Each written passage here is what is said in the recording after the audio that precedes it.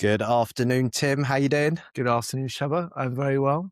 How are you? I'm good. We're in the sort of the third week of Ramadan, so things are heating up from a from a spiritual sort of way of being. So it's nice and it's good for the soul. So I'm feeling good. I'm feeling Good. rather positive today. Good. And you're going to kick off and introduce this week's topic, which is in our series of work and life. Mm-hmm. So do you want to take us away? And Sure. Yeah. So this was Shabba's suggestion, actually. Last week, we were talking about hustle culture. And one of us, I don't remember who it was, briefly mentioned this story of the Mexican fisherman and the American business consultant. And then you, Shabba, you emailed me during the week and you kind of said, let's dive into that story. So today we're going to talk about the story of, the Mexican fisherman and the American business consultant. And Shabba's going to tell the story for people who don't know. But just to put it into context, this is the fourth of our little mini-series on work and money, the connection. And the first one, just to remind people or listen back, the first one was looking into the origins of words about work and around work, and to see very, very often through historic and religious ideas, the language for work is tied up with a sense of struggle, inconvenience, suffering. And that if we're not careful, we adopt all of those ideas, and that can limit our sense of work and what's possible. The second one, we looked at the opposite. How can work be part of your life path? And we looked at language comes more really from human development and psychology about the idea of work as life path, work as following your bliss, work as having some sort of deeper meaning that we're here to discover, whether it's economically beneficial or not. Last week, we looked at a particularly strong story about work at the moment, which is hustle culture. This idea of push, push, push, strive, grow, and how, maybe that can be a bit hollow. What does that really mean? And that's when we talked about this Mexican fisherman, who we'll hear about in a second. And so today in a way, I'm thinking this story is the opposite of hustle culture. So I'm thinking we want to offer all of these different views of work to our audience: work as struggle, work as pain, work as bliss and path, work as hustle, and now work as something else. And really invite anyone listening to think about your own choices, your own path, your own assumptions, and hopefully it will free people up to just get clear about really what they want their work life and money to be pointing towards. So over you. When I was a kid in the UK, we had a TV show for kids called Jackanory, and someone would read us a story. We'd have someone tell us the stories. Shabba, tell us about the Mexican fisherman, please. Let me narrate the story, and I won't try and do any accents because that would just butcher it. But okay, so an American investment banker consultant was at the pier of a small coastal Mexican village when a small boat with just one fisherman docked. Inside the small boat were several large yellowfin tuna. The American complimented the Mexican on the quality of his fish and asked how long it took to catch them. The Mexican replied, "Only a little while." The American then asked why he didn't stay out longer and catch more fish. The Mexican said he had enough to support his family's immediate needs. The American then asked, "But what do you do with the rest of your time?" The Mexican fisherman said, "I sleep late, fish a little, play with my children, take siestas with my wife, Maria, stroll into the village each evening where I sip wine and play the guitar with my amigos. I have a full and busy life." The American scoffed, "Well, I'm a Harvard MBA and I could help you. You should spend more time fishing and with the proceeds, buy a bigger boat. With the proceeds from the bigger boat, you could buy several boats. Eventually, you'd have a fleet of fishing boats. And instead of selling your catch to a middleman, you would sell directly to the processor, eventually opening your own cannery. You would control the product, processing, and distribution. You would need to leave this small coastal fishing village and move to Mexico City, then LA, and then eventually New York City, where you will run your expanding enterprise." The Mexican fisherman asked, "But how long will all this take?" To which the American replied, "About 15 to 20 years. "But then what?" asked the Mexican. The American laughed and said, "That's the best part. When the time is right, you would announce an IPO and sell your company stock to the public and become very, very rich. You would make millions." "Millions? Then what?" The American said, "Then you would retire, move to a small coastal fishing village where you would sleep late, fish a little, play with your kids, take siestas with your wife, and stroll to the village in the evenings where you could sip wine and play your guitar with your amigos. Very good. So you said before we started recording today, you say you use this story a lot, right? Or you tell the story to friends or maybe clients. Maybe just speak personally first. This touches you or you delights you. You like this story. So just speak Yeah. about what do you love about it? I don't know. The reason why I like it is because when I talk to clients and if I'm trying to be more life-centered in my approach to financial planning, it really gets to the heart of what's the money for and how much is enough. And I think that this story really helps articulate that actually, once you've thought about the life that you want to live and what's really important to you, it's then a lot easier to reverse engineer the numbers and say, well, actually, this is how much I need to live this sort of a life. And it stops the incessant chasing for more because there's a certain amount of money. And we've always said this, we're not stupid about money because in order to live a certain lifestyle and afford certain things, it may cost us a certain amount. So I'm just helping clients to sort of realize that, you know, there isn't an amount of money that would meet their lifestyle costs, but you need to get clear on what that lifestyle is and what's important to you. And I think this story just helps to bring that message home. And I find it quite a soothing story in my own hustle pursuit for more. And I'm like, what am I really after? Well, I actually quite like the life of the Mexican fisherman. But the problem is I feel like I'm trapped in a world full of Harvard MBA business consultants that are telling me that actually there's something wrong with aspiring to the life of the Mexican fisherman. And I even just, as I was reading that, I had little voices in my head saying, yeah, but you know, where's the drive? Where's the determination? So Good interesting. question. Yeah. So over to you. Yeah. Beautiful. Well, I thought I knew what we were going to talk about, but something's kind of emerged for me in the way you tell the story. So I want to start there because there's lots of facets in this story. What's emerged, which I hadn't seen before, is when you were talking about, you know, the bit of me that loves the Mexican fisherman, but would like to be like the Mexican fisherman, but I'm surrounded by the Harvard MBAs.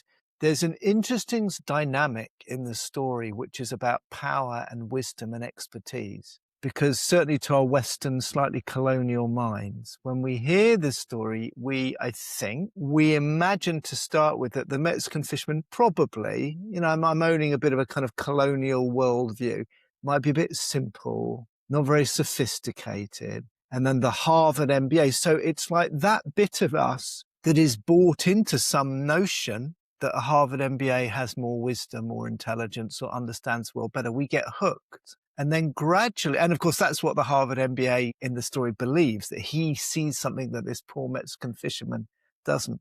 And as we go through the story, there's kind of this reveal. And in the end, the power dynamic, I think, shifts because it becomes obvious that the Harvard MBA has been talking nonsense because you kind of see he's built this house of ideas, this sort of construct, but it leads nowhere other than where the guy already is. So I think there's this flip. Who's really wise? We realize, oh yeah, the Mexican's really wise. And who's a bit puffed up, but actually their sophisticated logic is built on nothing very much. Oh, it's the Harvard MBA. So I'm kind of really drawn to that. And I think what's interesting to me is that the fisherman has a sense of confidence in their way of life, and a sense of groundedness in their way of life, and a sense of wisdom, but we only see the wisdom at the end. They are already leading the life that to them is meaningful and beautiful and they want. And the one who starts off, we all think, and they think being clever and intelligent, it takes us a while to realize, oh, they're just kind of stupid, really. And that doesn't mean for some people, if it's your life path to build a business and make lots of money, great. But it wasn't appropriate for this person. The reason I think I was drawn to that today is because I heard in your telling of your own response, it's like we all have an inner Mexican fisherman and we all have an inner investment banker or someone. And often in ourselves, they're a little bit struggling. This is what we've been talking about. And for some reason, we live in a culture in the modern industrial Western world when maybe we're a little bit more suspicious of the fisherman in us And maybe we believe that the Harvard MBA, the one who wants to push and strive and hustle, somehow has some wisdom, but maybe they don't, or maybe they don't have as much wisdom. There's more It's to say, but let me pause and it's see. so true. It almost feels like there's a conditioning that's taken place Mm, with, and I'm going to say within me, but I know it's mm, going to resonate with so many people that mm, listen to this, that actually, when you strip it down, what do we really, what do we really want? What's important? And I come back to this book that I read, which was the five regrets of the dying, which was this palliative care nurse in Australia who spent obviously the dying moments with patients, and she goes through and sort of looks at all the themes of the people that she spent time with and their families, and none of them regretted making enough money or not building the business or all of those things that we sort of cling to as marks of achievement and mm. success, predominantly in the Western world, and probably globally now as well, because it's Well, I just sort of want to like, say in some parts of the Western yeah, world, some, yeah, it's still it's very dominant culture, but there are yeah, still parts of the Western world that value. I think it's like the world of art, for yeah, example, or the world of healing, or the world of spirituality. They're different. yeah. But sorry, I interrupt. Yeah, and so it just sort of comes down that within us there is this craving for the important things, which are family, connection, and those sorts of things. But at the same time, especially in the world that I work, which is all about planning for the future and the stock market and investing, etc., and I'm trying to bring together the life and money to get together. It feels like there is this collision taking place, and it feels so hard to battle those two. And now I'm almost envisaging within me that the Mexican fisherman, Mm, maybe dressed a bit simple with mm, his sombrero, and then the Harvard MBA with his mm. suit and tie and looking very polished and puffed up and stuff like that. And it's quite good archetypes for this. Well, they are good archetypes. And if we just stay with this theme a little bit, I'm suggesting it won't be just you. Maybe many of us, all of us have inside us, the inner Harvard MBA. I was talking before we spoke that I spent yesterday gardening. And at the end of the day, I sat on a little garden bench thing. I don't have a very big garden, but I love gardening. And I experienced genuinely for 10, 15 minutes, I just sat there with a tremendous feeling of contentment. And that wasn't an idea. It was an embodied feeling. My body just felt really good, and the garden looked really beautiful, and the birds, and it was a real kind of moment.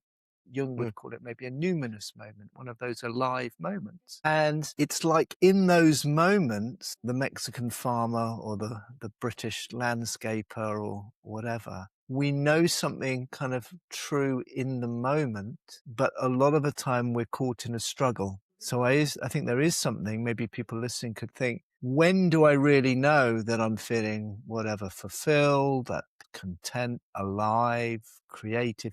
As a present moment experience, not as an idea or someone else mm, or something I have to prove to someone or something I might get in the future. When do I have those moments now? And this is very much life path language we use in this work.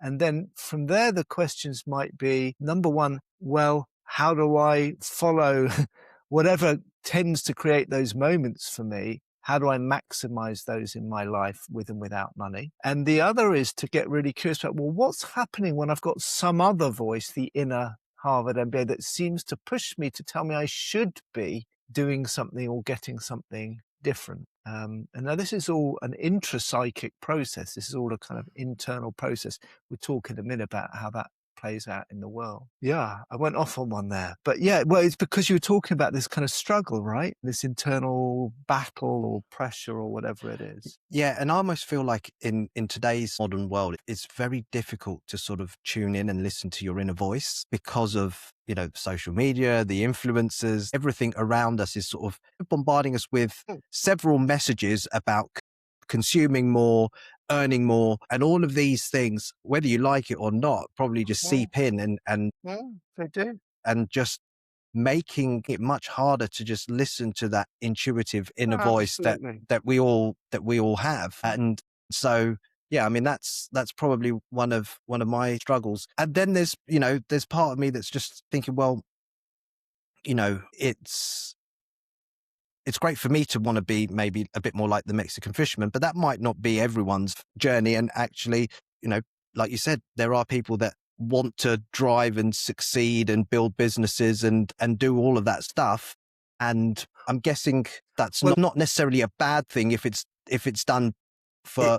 yeah, it is complex. It's complex because I didn't say there weren't people who want to do it. We come on this, but for some people that might be their life, their true life path to create something.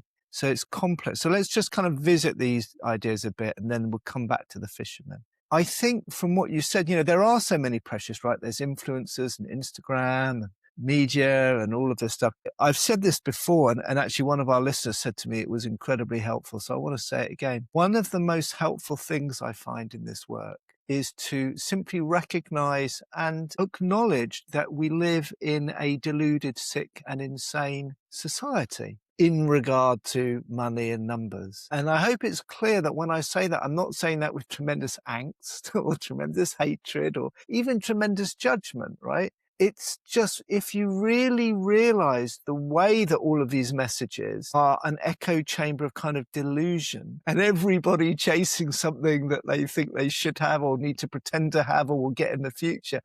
The Mexican fisherman is not on Instagram sending beautiful photos of the sunset to try and either impress anyone or get them to move to his fish. He's not doing that, right? Why would he do that? If you meet the Mexican fisherman, you might think, oh, he's a very cheerful, happy, earthy, peaceful guy. I may be interested in this guy's life. And maybe, at night in the village square when he's finished playing his guitar, he'll tell me and maybe that will influence me. But he's not on bloody Instagram, right? Because he's got nothing to sell. So it's a very high likelihood that all of these people giving you these messages about the perfect life or how you should be, whether it's spiritual, new age, whatever, I'm not saying all of them, but there's an energy in a lot of it, especially if it's selling something at the end. And I think it's very pervasive and persuasive, and it gets inside us and it's part of our society.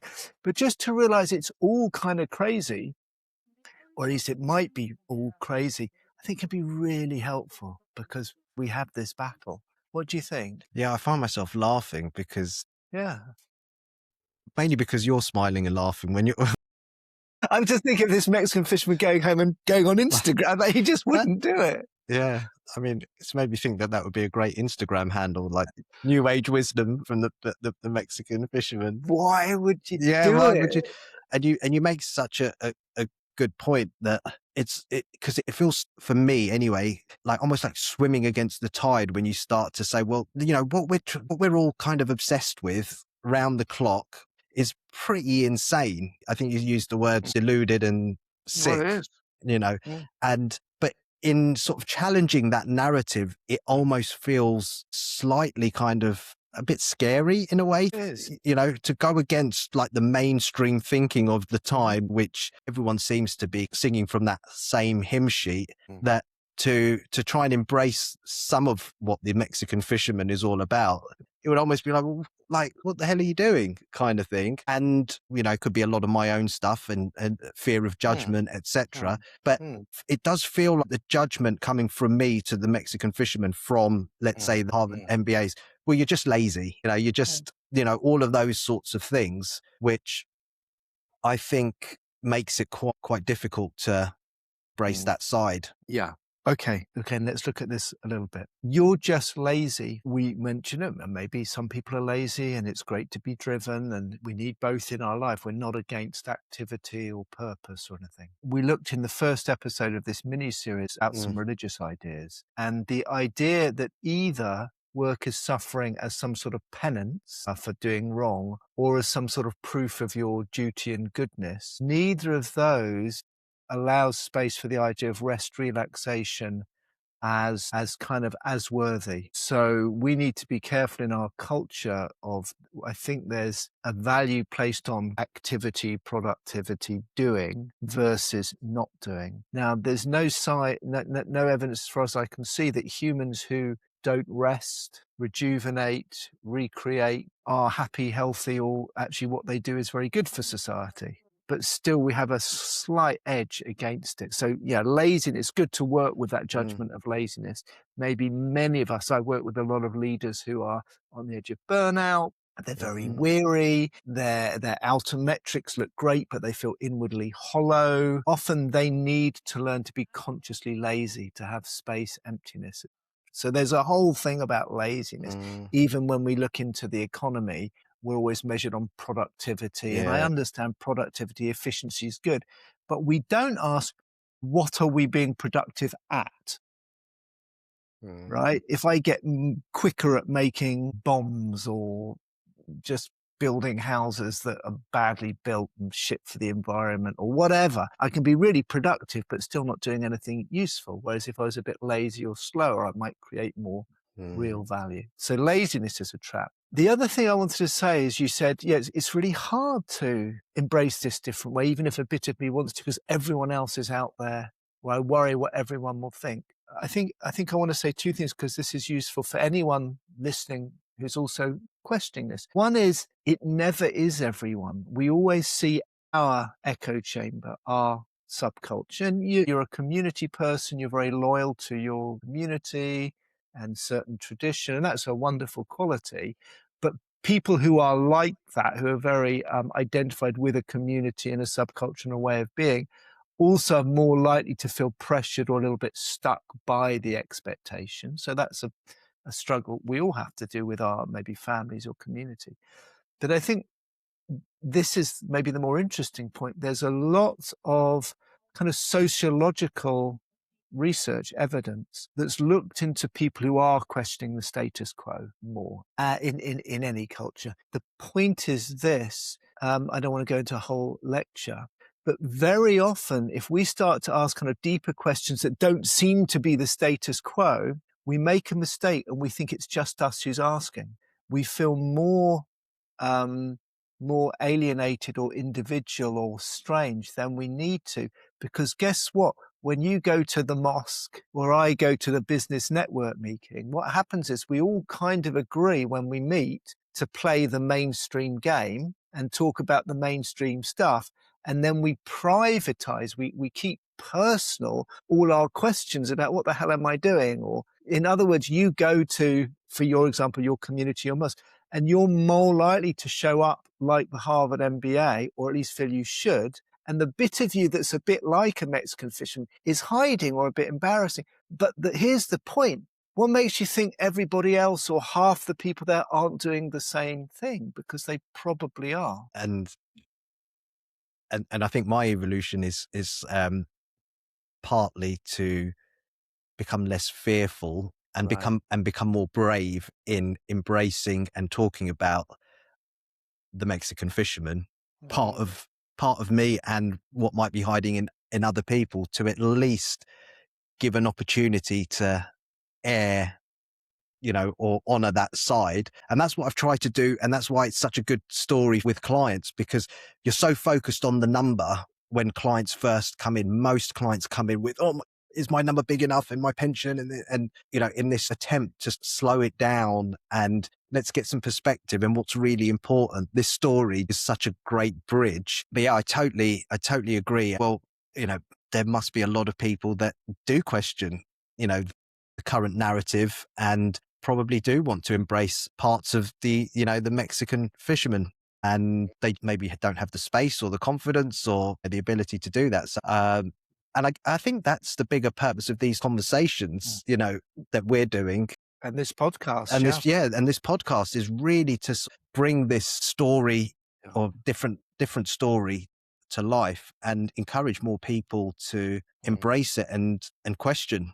mm, mm, So mm, I guess with the time that we've got left, what mm, would be really useful to me, and I'm mm, sure quite a lot of listeners, mm, is, well, what could be some tools? And we probably have discussed these on the mhm, podcast before, but mm. how do we embrace like the Mexican fisherman, or Right, get nice. in touch with the Mexican Yeah, yeah. fisherman? Yeah, yeah. Great question. I'm going to answer, but what I'm going to do first is say, because you're absolutely right, we're doing this podcast to try and get people having these conversations more, thinking about it more. I often describe the work I do as I'm a storyteller. I mean, I don't mean I sit and go once upon a time, but just saying, oh yeah, by the way, everyone, our world is a bit deluded and crazy, maybe gives people permission to not feel so embarrassed or ashamed, right? So on that note, please like and subscribe and share this podcast with your friends, because if this is valuable to you, you can share it with people, and it might also give them permission to have these questions and these conversations. Okay, so yeah, what might be tools, etc. Tool number one we talked about. If people notice, we all have, let's say, all of us to some extent, we have the inner fisherman and we have the inner consultant. So just to notice those different bits can be useful. And then the next step, which we've also talked about, is for people to notice, do you tend to feel more embarrassed by one or feel you should be more like the other? We often have both, but they're in a battle, or one of them's telling the other one off. So could we move from that battle? That's why we often feel tense and stressed, to kind of go, oh, I've got both. And maybe they can just both have an interesting chat with each other. But I don't need to decide one is embarrassing or one is better or one's. And then the next thing is, if I can start to find more ease in me with these two sides, there's like, oh yeah, there's a bit of me that really wants to make money and grow a big business, and there's a bit of me that would love to sit on my garden bench. Oh, that's interesting. That's a bit tricky, but I don't have a sense of problem with it, right? That's a great step for people, just to notice, and a reminder that Jung often says, when we have two parts that seem very different, the best thing is not to choose one or the other or have one win the battle. The best thing is just to be able to be with both sides, and eventually some third possibility comes that somehow has elements of both but is its own new thing. Then the next step, again, we also talked about, is, well, I might be more at ease with my fisherman and my investment banker, but when I go to the mosque or when I go back to my family and talk to mum and dad, that's when I notice I'm still a bit embarrassed by that one. So could I, and this is what you're saying, could I actually speak from both, even in a social environment or group where I think, well, they might think I'm crazy or whatever? That's real leadership. So for me, what would it look like if you were honoring both sides? So that's what we feel like. How does that sort of show up? Or Well, for you, how would it show up for you? Well, good question. So I think here's the thing, because what we're talking about is actually quite deep identity work. And we've talked about this a lot in the podcast, where we're feeling more at ease with different parts in ourselves. And that work itself might lead to us be different, but it's not the same as writing a list of 5 things I need to say differently when I go visit my family, or 3 things to talk about at the office path. It's not that. So the shorthand for all of it is just speak what's ever true for you in the moment. So if you're in a conversation and it's all about how much money you earned last year, and you notice yourself feeling a bit embarrassed because you didn't earn as much, you might go, I notice I sometimes feel a bit edgy about this because I don't earn as much as people. I realize that brings stuff up for me. It might be as simple as that, because it's true, right? Or people are talking about all their clients, how many clients, and you go, yeah, and what I'm really noticing is a lot of my clients with money still aren't that happy. So I'm starting to really think more deeply about how. So don't have an agenda. Don't try. You're not trying to persuade anyone. You're just trying to notice what's true for you as you sit with this stuff, and then say it as if it's not a problem. Because why would it be a problem to be who you are and to say what you think? Yeah. I know for a lot of us it is, right? It is, and for me too. But that's the step. It's not to overcomplicate what has. It's just, if you're curious about something or surprised by something or longing for something, maybe you could say that and not be embarrassed. Yeah, I think there's a real move that needs to take place in this work to being yourself or being authentic, etc., and not playing into the narrative. And I think we gave the example a few weeks ago, or maybe even last week. When in sort of my community mosque setting, and even professionally when you're networking, how's work? And like the stock response has to be, I'm busy, I'm snowed under. And it's like, like the badge of honor, and playing into that is so prevalent, because actually, no, I'm not very busy, but I quite like it when it's not busy, because it allows me time to do stuff. Or I'm not that busy and I'm a little bit worried. Yeah. Both Whatever's equally. true. Whatever's true, rather than playing into the narrative. I think that's really really helpful. Just conscious So, as we wrap up, there was one other, I don't know if you got another tool that you were going to yes, I bring think us there's another side to it. So, on. so far, yeah, I'll be brief, but I think these are helpful. So far, we've talked more about stopping the battle between the two. Mm. Maybe I can just say a few things about just the Mexican fisherman. Uh, So the Mexican fisherman, the lovely thing about the story, as far as we know, is the Mexican fisherman is living their life. It makes sense to them. They have those moments out on the boat, siesta with their wife, playing with their kids. That may not be everyone's path, but for them there is, and that's we feel the wisdom. So what I want to say is another dynamic in the story, forget about the power dynamic and who's wise, is between who is in the present and who is in the future. And the Harvard MBA, and of course, this is what business people tend to think about. It's all a future projection. When you do that, boom, boom, boom, boom, boom, boom, boom, boom, boom, 15 years, then you get to have a good life. And the Mexican fisherman, who we might say is more simple, is much more in touch with their actual reality now. I like what I do. Let's see. The boat's great. The siesta's great, the village great. So anyone listening to this, and you may not be in Mexico or a fisherman, but ask yourself, what are the things that I do, or where am I, or it might be work things or tasks, where forget about the future, in the moment, in the doing of them, I get to feel more of what I really want in life. I feel good. I feel peaceful. I feel creative. I just kind of feel like I'm doing my thing, right? That is a sign of closer to your life path. Whether you can make money from that or not, we can dive into. By the way, you may well be able to. But even if you can't, remember, money is a future projection. In other words, say, well, with money, I'll get to enjoy my life. But if you can do more of the stuff, whether it's paid or not, where you get to enjoy your life now, then you're kind of already there, like the Mexican fisherman. So anyone listening, notice when you're caught in a future projection. I need to do this and this and this and this, whether it's money or hustle or this job that I hate, so that I can get there, so that I can enjoy myself. That's the money path or the world of the Harvard consultant. And notice when you're in the world of this is good, this is vital, this is alive, whatever that is for you, and try and do more of that. Trust that you can, because in the end, the future's uncertain.